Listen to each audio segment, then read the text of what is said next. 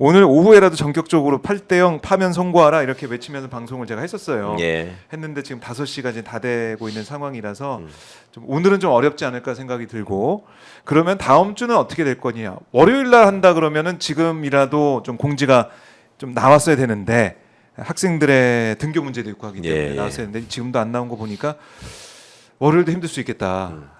이런 생각도 해보게 됩니다. 월요일, 화요일, 결국 수요일 공지, 금요일 결정. 이런 시나리오가 계속 많이 나올 것 같네요. 예, 예. 계속 뭐 지금. 이제 시나리오들이 난무하고 네. 또 그것 때문에 또 탄식하고 하시는 일이 또 생길 수도 있는데 네. 중요한 건 이제 결론이 흔들리느냐가 가장 중요한 거니까 예, 그게 아니라고 생각하시고 아니다. 그 안에, 예, 결론은 흔들리지 않는다. 지치지 마시기 바랍니다. 예. 외면하지도 마시고 지치지도 마시고. 아하. 끝까지. 그렇네요. 그러니까 이 이진숙, 그러니까 8인 체제가 된 다음에 이진숙은 뭐 4대4 해서 예. 이게 인용이 안 됐습니다. 근데 그 이후에 있었던 감사원장과 검사 3명은 8대0 만장일치 기각이었단 말이죠. 예, 4대4에서 8대0 예. 왔기 때문에 예. 윤석열도 8대0 그렇죠. 예. 그 가능성이 있고 예. 지금 제가 어제 말씀드렸었죠. 한덕수 네. 때문에 늦어질 맞아요. 수 있을 것 같다. 말씀해주셨어요. 예. 이제 그런 견해가 좀 설득력을 얻고 있던데 많은 분들이 또 더 말씀하시던데 그래요? 그럴 수 있을 것 같다고. 그러니까 한덕수를 먼저 하는 경우는 없을 것 같고 적어도 같이 하거나 나중에 구본이니까. 저기를 하거나 할 텐데 한덕수 문제도 하여튼 중요한 문제고 근데 저 국힘 쪽에서는 또 그런 논리를 또 준비하고 있다 그래요. 그러니까 한덕수가 만약에 탄핵 소추가 기각돼서 돌아오면 그러면 그 잘못된 탄핵 소추에 의해서 국무총리가 집행이 직무가 정지됐던 거였으니까 그러면 최상목이 대행을 하는 것도 근거가 없어져 버리고 그럼 최상목이 그간에 했던 헌법재판관 임명이 두 사람 임명도 효력이 없다. 그러니까 헌법재판관을 다시 저걸 해야 재판을 다시 해야 된다. 이런 논리를 준비하고 있대요. 지금 저것들이 지들끼리 앉아가지고. 근데 하나만 알고 둘은 모르는 게 그렇게 하면 최상목이가 거부권 행사한 것도 다 무효라서 법안이 다 발효돼야 되는 거예요. 지금 똑같은 논리라면. 그러니까 그런 생각은 안 하고 하여튼 뭐 국힘 헌법재판관 내부에서는 2명 날아가는 것만 생각합니다. 그 생각을 한대요 실제로. 참 대단합니다. 예, 참 훌륭해요. 논리들을 개발하고 있는데 야, 그거는 뭐 절대 아닐 것이다. 될 수가 없다. 다시 정리해 주셨고 오늘 또 이제 최상목 대행이 명태균 특검법을 거부권 행사를 해가지고 뭐 이상을 했겠지만은 야 진짜 대단합니다. 대단해요. 명태균 특검법. 명태균 특검법은 명태균 씨의 주장을 우리가 검증을 해보자라는 차원인데 그러니까요. 이것도 못 받겠다는 그리고 최상목이 거부의 사유라고 제시한 게 너무 역으로 생각해보면 노골적이던데 뭐 첫 번째로 뭐 수사 범위가 너무 넓다. 그러면은 명태균만 해야지 왜 국힘 전체를 날아가게 하려고 하느냐 뭐 이런 의미인 것이고 뭐 공소시효를 정지시키면 안 된다. 그러면 옛날부터 나쁜 짓을 오랫동안 해왔기 때문에 앞에 거는 잊어버려라 뭐 이런 얘기잖아요. 그리고 세 번째가 뭐였더라? 공판 수행, 공소유지를 특검이 넘겨받는 것도 안 된다. 그럼 뭐야? 특검은 수사만 하고 검찰이 또 이거 말아먹고 망가뜨릴 거니까 그 여지를 남겨달라 이런 소리잖아요. 어디서 저런? 그렇네. 참 최상목 대행이 오늘 거부권 행사에서 한 말은 거의 뭐 국민의힘과 이제 한번 국민의힘이 잘못될까봐 걱정하고 있다는 생각도 들고. 그거 아니면은 무슨 아무런 논리 상목이도 아니에요. 보면 하목이지. 이런 개명이 필요할 정도로 누가 뭐 겨울에 날아다니는 목이라고 하던데. 겨울에 날아다니는 목.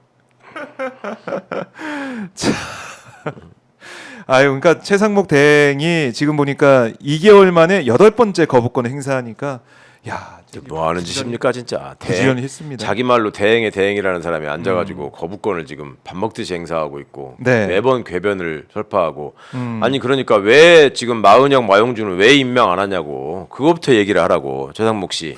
그건 또 쏙 들어갔습니다. 지금 아무 얘기가 없이 지금 그리고 또 꼭 본인이 판단했다고는 안 해요. 국무위원들하고 다 상의한 결과 얼마나 비겁합니까? 치무정의도 그렇고 어떻게든 지가 독박 안 쓰겠다 이거잖아요. 회의를 했다. 회의에서 결정했다. 이번에 이렇게. 그거 보셨습니까? 앞으로 시간으로 계산하지 말고 날수로 계속 계산하라고 뭐 대검이 지침 내렸다라고 하는 걸 그거를 뭐 총장 지시사항으로 정식으로 게시한 것도 아니고 공문으로 청에다가 내린 것도 아니고 검찰청 내부망에 쪽지로 보냈더만요. 쪽지. 인트라넷으로 이렇게 하면은 뿅 쪽지가 도착했습니다. 이거 있잖아요. 지네들끼리 보는 거. 그게 뭐냐고. 그것도 속셈은 뻔한 거예요. 그거를 총장 지시사항으로 하면은 심우정이가 한 거잖아요. 그거는. 그렇죠. 그러니까 이제 그 책임이 나중에 반드시 추궁당할 거고 공문으로 내려도 대검에서 인선청에 내리면 총장이 결재해야 될 거 아니에요. 그러니까 지가 또 독박 쓰기 싫은 거야. 이런 치사한 것들이 너무하네 진짜. 예. 하는 거라고는 맨 꼼수만 쓰고 어떻게 하면 내가 좀 여기서 살아볼까 하면서 사실은 계속 죽는 길로 가고 있는데 그거 하나하나가 지가 살 길이라고 생각하고 저런 바보 같은 짓을 하고 있는 걸 보면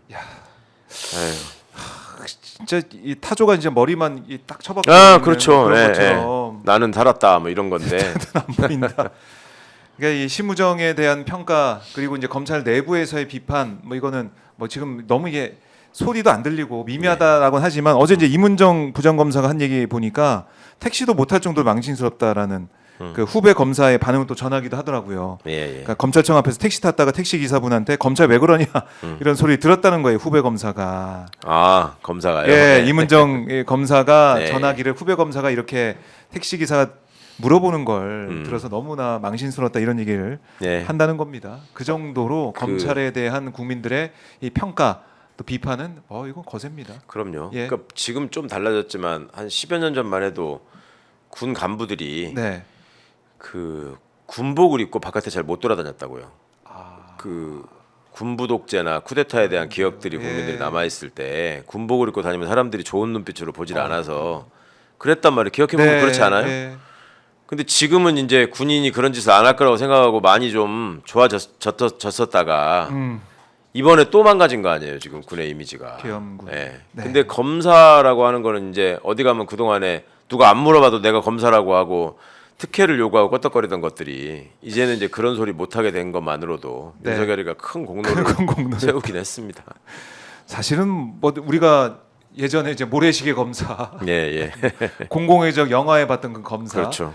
뭐 정의로운 검사의 그런 모습들을 영화나 드라마를 통해서 미화됐다라고도 뭐 생각하시는 분들이 많겠지만은 어쨌든 그런 게 많이 퍼졌었어요. 그렇죠. 예. 근데 이제는 돌이킬 수 없다. 예, 이제는 너무나 노골적으로 이 민낯을 다 보여줬잖아요. 예. 그 이상한 소리, 나쁜 소리 하는 거 보면 다 검사잖아. 되게 희한하게. 예. 그 판사는 뭐 별겁니까? 나경원, 김기현은 장동혁 한번 보십시오. 판사 출신들이 예. 그런 사람들이 옛날에만 있었고 옛날에 있었던 이상한 사람들만 국힘으로 지금 다 모여 있겠냐. 지금도 있는 거예요. 지금도. 그런 수준의 이상한 사람들은 안에 있다, 내부에 그러니까 있다. 지규현 같은 저런 결정을 하는 사람도 생기는 거고. 예. 근데 그런 점들에 대해서 그냥 지금까지 우리가 쟤들은 고시 붙었고 뭐 학벌도 좋고 하니까 뭐 우리보다 훨씬 뛰어나고 똘똘하게 판단할 거야. 아닙니다. 국민들이 감시하고 질타하지 않으면 모든 권력은 부패하게 돼 있고 모든 권력은 타락하게 돼 있잖아요. 그러니까 이게 진짜 예전에 얘기 들어보면 검사 만나기도 힘들고 검사를 만나는 것 자체가 마치 뭐 이제 은총을 은혜를 받은 것처럼 그런 느낌을 가진 사람이 많았다고 하더라고요. 기업가도 마찬가지로. 실제로 그런 생각들을 많이 하셨고 지나치게 막 거대하게 생각하고 제 변호사 할 때 참 그런 게 속상했는데 어거지로 자기를 구속한 검사가 이제 구속 적부심 같은 거 청구하면 온단 말이에요.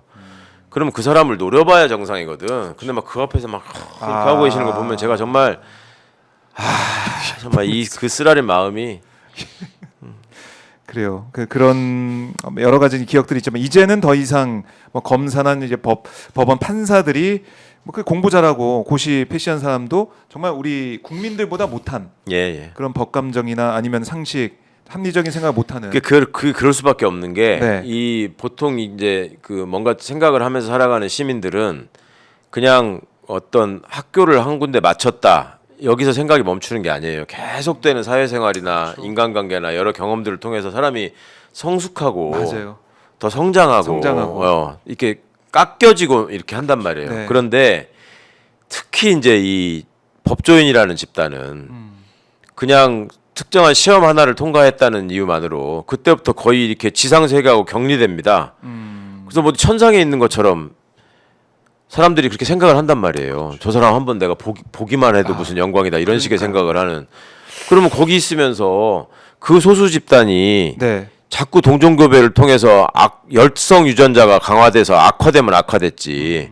어떻게 거기서 발전을 하겠냐고요. 그 모습을 민낯을 지금 이번에 우리가 뼈저리게 보시는 거예요. 그 현상이에요, 딱. 예.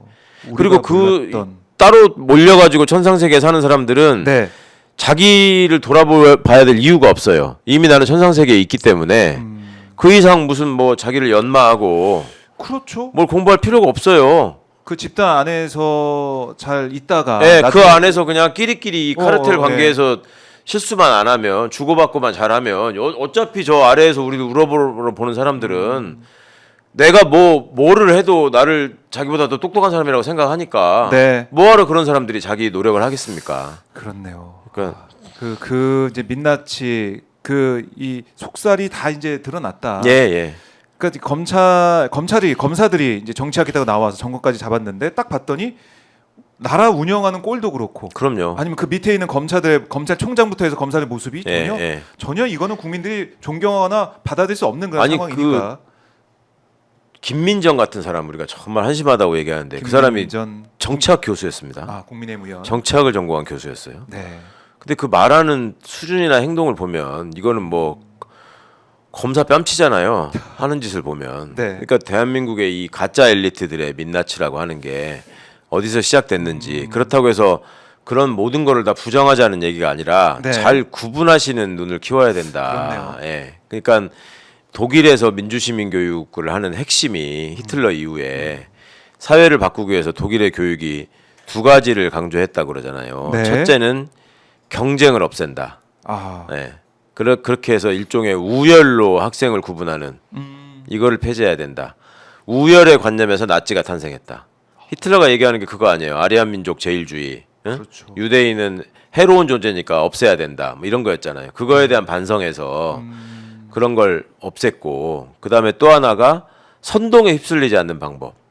이거를 가르쳤다는 거예요. 그러니까 별다른 생각이 없이 누군가한테 권위를 부여하고 그 사람이 권위가 있다고 생각하면 그 사람이 얘기하고 말하는 대로 확 쏠려가는 거. 맞아요. 그러다가 독일이 망한 거 아닙니까? 그러니까 그 두 가지를 강조하는 민주시민 교육을 했다는 건데 네. 우리 교실의 현실을 한번 생각해 보시라고요. 거기가 너무 동떨어져 있잖아요 지금. 그렇네요. 그래서 그 와중에 그런 괴물 같은 것들이 무슨 엘리트라고 가면을 쓰고 나타나서 세상을 이렇게 혼란하게 만들고 있는 겁니다. 뼈저리게 지금 느끼고 있고요. 네. 이래서는 안 된다. 우리 교육도 달라져야 된다. 선동 말씀하셨지만은 지금 보면은 그야말로 이제 엘리트라고 불리는 아까 이제 엘리트 말씀하셨지만 황교안 뭐 전 총리나 예. 뭐 지금도 윤석열도 마찬가지죠. 그다음에 윤석열 지지하는 사람들 그 법조인들 보면은 다 부정선거 맞다는 얘기를 지금까지 하고 있는 거 아닙니까? 그 윤석열 대리인이라고 와가지고 그 이상한 소리 하는 사람들 그 사람들 다 서울대 법대 나와서 일찍이 시험 합격해서 판사 지내고 네. 헌법재판관까지 하고 다 그런 사람들인데 세상에 형사기억종이를 얘기를 하고 거기 서가지고 그러고 있으니 개몽된 사람도 있습니다. 예. 똑똑하신 분들인데 개몽된 사람도 있더라고요 보니까. 자 오늘 뭐 정강훈 교회 그 특임 전도사 재판에서 법원 난동은 부정선거 탓이다 뭐 이런 주장도 또 했다고 하네요 재판에서. 그렇습니다. 이런 상황입니다. 그래서 이걸 정리할 수 있는 것은 결국 헌재 판단, 빠른 판단이 나와야 되는데 그렇죠. 조금 다음 주로 늦어지고 있다. 좀 이래저래 계속 안타까운 그런 상황이고요. 자, 지금 이런 상황에서 지금 보면은 명태균 특검법 재표결 과정에서도 어떻게 할지 모르겠지만 아마 안 될 가능성이 있고, 뭐 김상우 의원 같은 경우는 단체 의원들 방해에서 그야말로 공격을 당하고 있다라는 소식도 들리고, 그러니까요. 국민의힘 의원들은 릴레이 시위 계속 한동훈이네 카톡방에서도 쫓겨났다면서요, 김상우 의원. 여기저기 이제 다 이제 쫓겨나고 있는 김상우 의원의 모습 이걸 보면서 국민의힘도 민낯을 그냥 드러냈다. 그럼요. 이 김상우 의원 같은 합리적인 그런 보수적인 의원도 있을 수 없는 상황이 됐다 이렇게 생각되네요. 뭐 김상우 의원도 어디까지 합리적인지는 잘 모르겠지만 어쨌거나 굉장히 합리적으로 보이는 이유가 엊그제 이재명 대표가 잘 설명하시던데 이게 양쪽 다 이렇게 산이 있고 가운데 들판을 누가 차지하느냐에서 선거 결판이 나는 건데 그렇죠. 이 사람들이 지금 들판에 있던 사람들조차 전부 다 지금 산꼭대기로 올라가 버렸다 이런 말씀하시던데 그 와중에 이제 김상우 의원만 산 아래 쪽에 있다가 황당한 사람 된 거죠 지금. 거기 여기 어디지? 그렇지. 어디 갔지 이런 상황이에요. 그래서 나경원 의원도 오늘 뭐 그 릴레이 시위하는 그 헌재 앞에 찾아가가지고 또 거기 릴레이 시위하는 가관이죠 나경원. 의원들을 또 격려했다 이런 보도도 나오고 있던데. 나경원 네. 자기도 판사 출신이지만 자기 남편도 판사잖아요. 지금 그렇죠. 춘천지방법원장이라고. 그러면 뭐야 부인을 아내를 국힘 쪽 사람으로 둔 사람만 재판을 해야 되겠네. 네? 다른 사람들은 다 나경원 의원의 행보는 이번 사태 계엄 사태 이후 그러니까 비상 계엄 사태 이후에는 뭐 한결같습니다. 예. 윤석열과 함께 가고 있다 이렇게 보시면 되겠고요. 경찰에선 지금 탄핵 선고 당일에는 가포 비상 발령한다. 그러니까 경찰력 100% 동원한다. 예. 이런 말을 하고 있고 일각에서는 그러기도 해요. 아 경찰이 이렇게 다 동원되는 게 혹시나 뭔가 경찰이 땀만 먹고 이러는 게 아니냐. 일각에서 몇몇 분들이 이런 얘기 하시는 분도 있습니다. 댓글 보고 이러면 뭐 그렇지는 않겠죠. 왠지. 그렇게 하려면 이제 이번 그 총경급 인사에서 그런 게 좀 노골화됐어야 되는데, 그러니까 파시스트로 명백하게 보이는 사람을 다 기동단장으로 임명하고, 그 다음에 지역에서 올라오는 기동대들은 그게 지방은 기동단이 아니기 때문에. 그 일반 서에 배속이 돼가지고 지휘를 받아야 되거든요. 서울 시내 서장들한테. 그러면 서울 시내 서장들을 다 파시스트로 채워놔야지 가능한 일인데 그러기에는 좀 숫자가 부족한 것 같습니다. 많이. 예. 워낙에 참 황당한 사안들이 벌어질 거다 보니까 우리 시청자분들께서 국민들께서는 여러 가지 상황을 상정해 놓고 걱정하십니다. 그만큼 이런 걱정을 해야 하는 현실이. 그만큼 참 엄중한 상황이라는 그런 거고요.